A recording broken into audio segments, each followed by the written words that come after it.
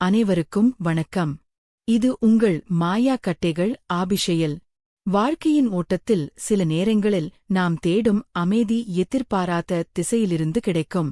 இன்று நாம் பார்க்கப் போகும் கதை சென்னையில் தனிமையில் வாடிய கார்த்திக் எனும் இளைஞனுக்கும் அவன் வீட்டு வேலைக்கு வந்த மீனாட்சி அம்மாவுக்கும் இடையே உருவான ஒரு ஆழமான பிணைப்பை பற்றியது. என் பெயர் கார்த்திக், எனக்கு இப்போது வயதாகிறது. ஆனால் 7 ஆண்டுகளுக்கு முன்பு மைனஸில் நடந்த அந்த நினைவுகள் இன்றும் என் மனதில் பசுமையாக இருக்கின்றன. அப்போது எனக்கு வயது. சென்னையில் ஒரு தனியார் நிறுவனத்தில் வேலை பார்த்துக் கொண்டிருந்தேன். திருமணமாகி ஓராண்டு முடிந்திருந்தது. ஆனால் என் மனைவி ரம்யா கோயம்புத்தூரில் வங்கி அதிகாரியாக பணியாற்றியதால் நான் சென்னையில் தனிமையில் இருந்தேன். காலை அலுவலகம், மாலை வீடு, பிறகு தனிமை. இதுவே என் அன்றாட வாழ்க்கையாக இருந்தது. வீட்டை பராமரிக்கவும் சமைக்கவும் ஒரு ஆள் தேவைப்பட்டபோது என் நண்பன் ரவி மூலமாக மீனாட்சி அம்மா அறிமுகமானார். அவருக்கு அப்போது வயது இருக்கும். முதல் முறை அவர் என் வீட்டு வாசலில் நின்றபோது ஒரு நேர்த்தியான பருத்தி புடவை, நெற்றியில் சின்ன குங்கும பொட்டு, கண்களில் ஒரு கனிவு தெரிந்தது. நரைத்த சில முடிகள். அவர் கடந்து வந்த போராட்டத்தை சொல்லாமல் சொல்லின, வணக்கம் தம்பி, நான் மீனாட்சி, வேலைக்காக வந்திருக்கேன் என்றார் மென்மையான குரலில். நான் அவரை உள்ளே அழைத்தேன். அவர் தன் கதையை சுருக்கமாக சொன்னார். லாரி ஓட்டுநராக இருந்த அவர் கணவர் விபத்தில் இறந்துவிட பையனை வளர்க்க தனியாக போராடி வருகிறார். அவருடைய அந்த நிதானமும் பேச்சும் எனக்கு பிடித்துப் போனது. அந்த நிமிடம் முதல் அவர் எங்கள் வீட்டில் வேலைக்கு சேர்ந்தார். ஆரம்பத்தில் அவர் காலையில் வந்து மதிய உணவை சமைத்து வைத்துவிட்டு சென்று விடுவார். எங்களது பேச்சுவார்த்தை மிக குறைவாகவே இருந்தது. ஆனால் நாட்கள் செல்லச் செல்ல மீனாட்சி அம்மா வெறும் வேலைக்கார பெண்ணாக தெரியவில்லை. என் சின்ன சின்ன தேவைகளை நான் சொல்லாமலேயே அவர் கவனிக்க ஆரம்பித்தார். அலுவலகத்தில் வேலைப்பழு அதிகமாகி நான் சோர்வாக வரும் நாட்களில், தம்பி, என்னைக்கு ரொம்ப களைப்பாய் இருக்கீங்க போல, கொஞ்சம் இஞ்சி டீ போட்டு தாரேன், குடிச்சிட்டு ஓய்வு எடுங்க என்பார். அந்த அக்கறையில் என் அம்மாவின் முகம் தெரிந்தது. ஒரு நாள் அலுவலகத்திலிருந்து நான் சீக்கிரமே வந்துவிட்டேன். சமையலறையில் அவர் ஒரு பழைய தமிழ் பாடலை முணுமுணுத்துக் கொண்டே வேலை செய்து கொண்டிருந்தார். நெஞ்சம் மறப்பதில்லை, அதே நினைவை இழப்பதில்லை. நான் சிரித்துக்கொண்டே, பாட்டு ரொம்ப நல்லா இருக்குமா என்றேன். திடுக்கிட்டு திரும்பி அவர் முகம் சட்டென்று சிவந்தது. அவர் கண்களில் ஒரு மெல்லிய ஈரம் தெரிந்தது. இந்த தனிமைதான் அப்பப்ப பயமுறுத்தும் தம்பி. ஆனா நீங்க ரொம்ப நல்ல தம்பி. இந்த வீட்டில வேலை செய்யும்போது ஏதோ என் சொந்தக்காரங்க வீட்டில இருக்கிற மாதிரி ஒரு நிம்மதி கிடைக்குது என்றார். அந்த மாலை வேளையில் மீனாட்சி அம்மாவின் முகத்தில் தெரிந்த அந்த அமைதி என்னை ஏதோ ஒரு வகையில் ஈர்த்தது. அது காமம் சார்ந்த ஈர்ப்பல்ல, ஒரு தனிமையான மனிதனுக்கு இன்னொரு தனிமையான ஜீவன் மேல் ஏற்படும் ஆழமான புரிதலோடு அந்த மாலை நேர பேச்சுக்குப் பிறகு எங்கள் இருவருக்கும் இடையே இருந்த அந்த தயக்கம் மெல்ல கரையத் தொடங்கியது. மீனாட்சி அம்மா வெறும் வேலையை மட்டும் முடித்துவிட்டு செல்பவராக இருக்கவில்லை, என் தனிமையான வீட்டின் ஒரு அங்கமாக மாறத் தொடங்கினார். ஒரு ஞாயிற்றுக்கிழமை சென்னையில் வழக்கமான கோடை மழை பெய்து கொண்டிருந்தது. அன்றைக்கு விடுமுறை என்பதால் நான் வீட்டில் சோபாவில் அமர்ந்து புத்தகம் வாசித்துக் கொண்டிருந்தேன். மழை பெய்து கொண்டிருந்ததால் மீனாட்சி அம்மா சற்று தாமதமாக வந்தார்கள். நரைந்த குடையுடன் உள்ளே வந்தவர், மன்னிச்சிருந்த தம்பி, மழை அதிகமாயிருந்தது, அதான் பஸ்வர லேட் ஆகிடுச்சு என்றார். பரவாயில்லே அம்மா, முதல்ல தலையை துடைங்க, சளி பிடிச்சிட போகுது என்று கூறி நான் தூண்டே தந்தேன். அன்று அவர் வேலையை முடித்துவிட்டு கிளம்பும்போது, அம்மா, இன்னைக்கு மழை பெய்யுது, வெளியில போக வேண்டாம், இங்கேயே சாப்பிட்டுட்டு மழை நின்னதற்கு அப்புறம் போங்க என்றேன்.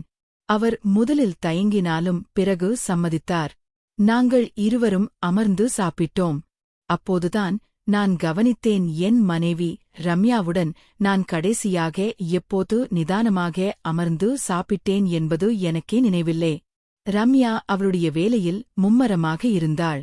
போன் செய்தால் கூட, அப்புறம் பேசுறேன் கார்த்திக், மீட்டிங்கல இருக்கேன் என்ற பதில்தான் வரும். ஆனா அதுக்காக மனசை தளரவிடக்கூடாது.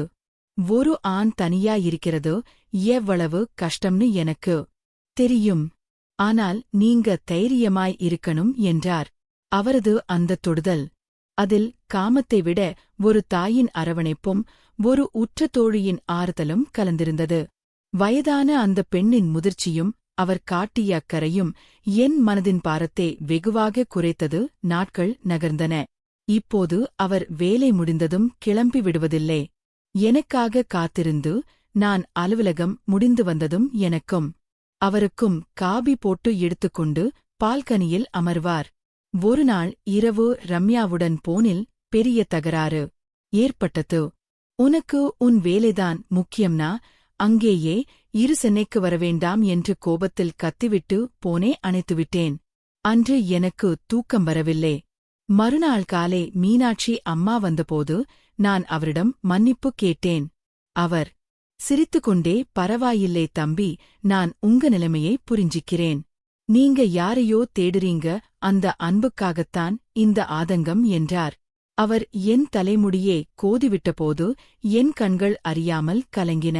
நீங்க மட்டும் இல்லன்னா நான் என்ன பண்ணுவேனோ தெரியலமா என்றேன். அவர் என் முகத்தை பார்த்து, நான் இருக்கேன் தம்பி, உங்களுக்கு என்ன தேவையோ அதை நான் செய்கிறேன். நீங்க தனியா இல்லை என்றார். அவருடைய அந்த வார்த்தைகளில் ஒரு புதிய நம்பிக்கை பிறந்தது. நாட்கள் செல்லச் செல்ல எங்கள் இருவருக்குள்ளும் இடையிலான உரையாடல்கள் வார்த்தைகளை தாண்டி மானங்களாலும் புரியத் தொடங்கின. ஒரு மாலை நேரம் நான் அலுவலகத்திலிருந்து திரும்பியபோது பலத்த மழை பெய்து கொண்டிருந்தது. வீட்டில் நுழைந்ததும் ஒரு இதமான வாசனை என்னை வரவேற்றது. சமையலறையில் மீனாட்சி அம்மா எனக்காக சூடாக பஜ்ஜியும் ஏலக்காய் டீயும் தயார் செய்து கொண்டிருந்தார். தம்பி, நல்லா நினைச்சிட்டீங்க போல, முதல்ல போய் குளிச்சிட்டு வாங்க என்றார். அதே கனிவுடன் நான் குளித்துவிட்டு வந்து அமர்ந்தபோது அவர் எனக்காக டீயை ஒற்றி தந்தார். பால்கனியில் அமர்ந்திருந்தபோது நான் கேட்டேன், அம்மா, நீங்க ஏன் இன்னும் எனக்காக காத்துட்டு இருக்கீங்க? உங்க வீட்டுக்கு கிளம்பலையா? அவர் மெலிதாக சிரித்தார். வீட்டுக்கு தனியா போய் என்ன தம்பி செய்ய போறேன்? அங்க நானும் செவர்தான் என்னே பார்க்கும். இங்க உங்களோட பேசிட்டு இருக்கிறதோ எனக்கு ஒரு நிம்மதியே தருது என்றார். அன்று இரவு அவர் கிளம்பும்போது அவருக்கு ஒரு புதிய புடவையை எடுத்துக் கொடுத்தேன். இது எதுக்கு தம்பி என்று அவர் தயங்கியபோது, சும்மாதான் அம்மா, இது ஒரு சின்ன அன்பு பரிசு என்றேன். அவர் அதை வாங்கும்போது அவர் கைகள் என் கைகளில் பட்டன. அந்த தொடுதல் இருவருக்கும் ஒரு மெல்லிய மின்சாரத்தை பாய்ச்சியது போன்ற உணர்வு. அவர் சட்டென்று கையை விலக்கிக் கொண்டாலும் அவர் கண்களில் ஒரு புதிய பிரகாசம் தெரிந்தது. ஒருநாள் மீனாட்சி அம்மாவுக்கு உடல்நிலை சரியில்லாமல் போனது. அவர் அன்று வேலைக்கு வரவில்லை. அன்றைய நாள் எனக்கு ஒரு வருடத்தைப் போல நீண்டது. வீடே இருந்து கிடப்பது போல உணர்ந்தேன். மறுநாள் காலை அவர் வந்தபோது அவர் முகம் சற்று வாடியிருந்தது. தம்பி, நேற்று வர முடியல, காய்ச்சல் அடிச்சது என்றார் வருத்தத்துடன். நான் அவர் அருகே சென்று அவர் நெற்றியில் கை வைத்தேன். இன்னும் சூடு குறையவில்லை. ஏம்மா இப்படி கஷ்டப்பட்டு வரீங்க? ஓய்வு எடுக்க வேண்டியதுதானே என்றேன். அவர் என் கண்களை நேரடியாக பார்த்தார். நீங்க என்ன சாப்பிட்டீங்களோ ஏது பண்ணீங்களோன்னு எனக்கு ஒரே கவலை தம்பி, அதான் காய்ச்சலையும் மீறி வந்துட்டேன் என்றார். அவருடைய அந்த அக்கறை என்னை நெகிழ வைத்தது. நான் அவரை சோபாவில் அமர வைத்து நானே காபி போட்டுக் கொடுத்தேன். அவர் ஆச்சரியத்துடன் என்னை பார்த்தார். என்ன தம்பி, நீங்க போய் என்று. அவர் பதற, பரவாயில்லே அம்மா, நீங்க எனக்காக எவ்வளவோ செய்றீங்க, நான் உங்களுக்கு ஒரு காபி போடக்கூடாதா என்றேன். அன்றே நாள் முழுவதும் அவரை வேலை செய்ய நான் விடவில்லை. நாங்கள் இருவரும் நிறைய பேசினோம் தான். கடந்த கால துயரங்களை அவர் பகிர்ந்து கொண்டார். அந்த மாலை வேளையில் அவர் கிளம்பும்போது, தம்பி, நீங்க ரொம்ப ரொம்ப நல்லவர். உங்களை பார்க்கும்போது எனக்கு கடவுள் கொடுத்த ஒரு வரமாக தோணுது என்று சொல்லிவிட்டு சென்றார். அந்த வார்த்தைகள் என் காதுகளில் ஒலித்துக் கொண்டே இருந்தன. வயது வித்தியாசம் இருந்தாலும் அந்த இரு ஆன்மாக்களுக்கு இடையே ஒரு மெல்லிய காதல் பிழை ஓடத் தொடங்கியதை நான் உணர ஆரம்பித்தேன். நாட்கள் செல்லச் செல்ல எங்களின் அந்த உறவு ஒரு புதிய பரிமாணத்தை எட்டியது. ஒரு நாள் மாலை நான் அலுவலகத்திலிருந்து திரும்பிய போது மீனாட்சி அம்மா எனக்காக காத்திருந்தார். அன்று அவர் நான் கொடுத்த அந்த புதிய நீல நிறப்பு குடவையே உடுத்தியிருந்தார். என்ன தம்பி, அப்படி பார்க்கிறீங்க, உடவே நல்லா இல்லையா என்று கேட்டார் ஒருவித தயக்கத்துடன். இல்லை அம்மா, ரொம்ப அழகா இருக்கீங்க என்று நான் சொன்னபோது அவர் முகம் வெட்கத்தில் சிவந்தது. அன்று இரவு மின்சாரம் துண்டிக்கப்பட்ட நேரத்தில் மெழுகுவர்த்தி வெளிச்சத்தில் நாங்கள் பேசிக் கொண்டிருந்தோம். உங்களுக்கொன்னு நான் இருக்கேன் தம்பி என்று அவர் என் கையைப் பற்றி உருக்கமாக சொன்னபோது அந்த மோனத்தில் 1000 அர்த்தங்கள் கொதிந்திருந்தன. ஆனால் வாழ்க்கை எப்போதும் ஒரே சீராக செல்லாது என்பதற்கு சான்றாக ஒருநாள் மாலை ரம்யா திடீரென்று வீட்டிற்கு வந்தாள். அவள் வரும்போது நானும் மீனாட்சி அம்மாவும் ஹாலில் அமர்ந்து சிரித்து பேசிக் கொண்டிருந்தோம். ரம்யாவின் முகம் கோபத்தில் மாறியது. யார் இது கார்த்திக், இவங்க கிட்ட இவ்வளவு நெருக்கமா, என்ன பேச்சு என்று அதிகாரத்தோடு கேட்டார். மீனாட்சி அம்மா பயந்து போய் எழுந்து நின்றார். ரம்யா அவரை ஏளனமாக பார்த்துவிட்டு, வேலை செய்யறவங்க வேலை செய்யற இடத்தில்தான் இருக்கணும் என்று கத்தினாள். நான் நிதானமாக சொன்னேன், ரம்யா, இவங்க வெறும் வேலைக்காரங்க மட்டும் இல்ல. நான் தனியா இருந்தப்போ எனக்காக கண்ணீர் சிந்தது இவங்கதான். ரம்யா கிளம்பும் வரை அந்த 3 நாட்களும் நரகமாக இருந்தது. மீனாட்சி அம்மா அழுது கொண்டே, தம்பி, நான் இனிமே வரல. உங்க வாழ்க்கை என்னால கெட்டிடக்கூடாது என்று விம்மினார். நான் அவர் கைகளை பற்றிக் கொண்டேன். அம்மா, நீங்கதான் என் வருஷக்கணக்கான் துணை, உங்களே இழந்தா என் உயிர் போன மாதிரி இருக்கும் என்றேன். ரம்யா சென்ற பிறகு கார்த்திக் இப்போது அவரை வெறும் அம்மா என்று அழைக்காமல் உரிமையோடு மீனாட்சி என்று அழைக்கத் தொடங்கினார். ஆனால் பக்கத்து வீட்டுக்காரர்கள் இவர்களின் நெருக்கத்தைப் பற்றி பேசத் தொடங்கினார்கள். ஒருநாள் குடியிருப்பின் செயலாளர் வந்து என்னை கேள்வி கேட்டபோது, அவங்க என் குடும்பத்தில் ஒருத்தர், மத்தவங்க என்ன பேசுறாங்கன்னு எனக்கு கவலை இல்லை என்று உறுதியாக கூறினேன். இந்த உறுதி மீனாட்சிக்கு ஒரு பாதுகாப்பான உணர்வை தந்தது. ஒரு மழைக்கால இரவு மீனாட்சி கிளம்பும் நேரத்தில், இன்னைக்கு நீங்க போக வேண்டாம் மீனாட்சி, இங்கேயே தங்கிடுங்க என்றேன்.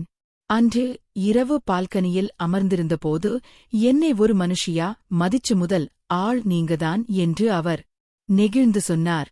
நான் அவர் கையே பிடித்து என் நெஞ்சோடு அணைத்துக் கொண்டேன். நீ இல்லாமல் என் வாழ்க்கை முழுமை அடையாது மீனாட்சி என்றேன். அந்த இரவு அவர்களின் இதயங்கள் ஒரு நித்தியமான ஒப்பந்தத்தில் இணைந்தன. ஜூட் மீனாட்சியின் மகன் மணிகண்டன் படிப்பை முடித்துவிட்டு சென்னைக்கு வந்தான். நான் அவனுக்கு ஒரு நல்ல நிறுவனத்தில் வேலை வாங்கி தந்தேன். மணிகண்டனுக்கு தன் தாய்க்கும் எனக்கும் இடையே இருக்கும் அந்த ஆழமான நட்பு முதலில் வியப்பாக இருந்தாலும், நான் அவரது தாயை எவ்வளவு கண்ணியமாக நடத்துகிறேன் என்பதை பார்த்தபோது என்மேல் பெரும் மரியாதை ஏற்பட்டது. அம்மா, கார்த்திக் சார் உங்களை ஒரு மனுஷியா மதிச்சு அன்பு காட்டுறார். அது எனக்கு ரொம்ப சந்தோஷமாய் இருக்கு என்றான் மணிகண்டன். மகனின் இந்த வார்த்தைகள் மீனாட்சிக்கு ஒரு பெரிய பாரத்தை இறக்கி வைத்தது போன்ற நிம்மதியே தந்தது. ஒருநாள் ரம்யாவிடமிருந்து போன் வந்தது. ஆனால் அது சண்டையிட அல்ல. கார்த்திக், நாம 2 பேரும் ஒருத்தரை ஒருத்தர் புரிஞ்சுக்காம ரொம்ப தூரம் வந்துட்டோம்னு தோணுது. நாம பரஸ்பரம் பிரிஞ்சிடலாமா என்று கேட்டாள். கார்த்திக் அதிர்ச்சி அடையவில்லை, மாறாக ஒரு பெரிய விடுதலை கிடைத்தது போல உணர்ந்தார். அந்த முடிவு மீனாட்சிக்கும் கார்த்திக்குக்கும் இடையே இருந்த கடைசி தடையையும் நீக்கியது. சட்டரீதியான பிரிவிற்குப் பிறகு நான் மீனாட்சியிடம் மனதை விட்டு பேசினேன். மீனாட்சி, இப்போ எனக்கு எந்த தடையும் இல்லே. நாம ஏன் முறைப்படி ஒன்றாக வாழக்கூடாது? உலகம் என்ன சொன்னாலும் எனக்கும் உனக்கும் இருக்கிற இந்த அன்பு போதும் என்றேன். மீனாட்சி கண்கலங்கினார். இந்த வயசுல எனக்கு இந்த அந்தஸ்து தேவையான தோணுது. ஆனால் உங்க கூட இருக்கிற ஒவ்வொரு நிமிஷமும் நான் முழுமையா வாழற மாதிரி உணரேன் என்றார். எந்தவொரு ஆடம்பரமும் இன்றி மணிகண்டன் முன்னிலையில் ஒரு சிறிய கோவிலில் நான் மீனாட்சியின் கைகளைப் பற்றிக் கொண்டேன். அது ஒரு திருமண ஒப்பந்தத்தை விட 2 தனிமையான ஆன்மாக்கள் ஒருவருக்கொருவர் துணையாக இருப்போம் என்ற சத்தியமாக அமைந்தது. மீனாட்சி இப்போது அந்த வீட்டின் வேலைக்காரி அல்ல, அந்த வீட்டின் தலைவி. அன்புக்கு வயது ஒரு தடை அல்ல, அது இரு இதயங்கள் சந்திக்கும் ஒரு புள்ளி என்பதே எங்கள் வாழ்க்கை நிரூபித்தது. ஒரு அழகான குடும்பமாக மணிகண்டனுடன் சேர்ந்து நாங்கள் எங்கள் வாழ்க்கையை மகிழ்ச்சியுடன் தொடர்கிறோம். யூத், உங்களுக்கு இது பற்றி என்ன தோன்றுகிறது? இது போன்ற கதைகளை தொடர்ச்சியாக கேட்க லைக் பண்ணுங்க, ஷேர் பண்ணுங்க, கமெண்ட் பண்ணுங்க. மறந்துவிடாமல் மாயா கட்டைகள் அபிஷேல் சேனலுக்கு சப்ஸ்கிரைப் செஞ்சு பெல் ஐகானை அழுத்துங்க. நன்றி. மீண்டும் ஒரு புதிய கதையில் சந்திப்போம்.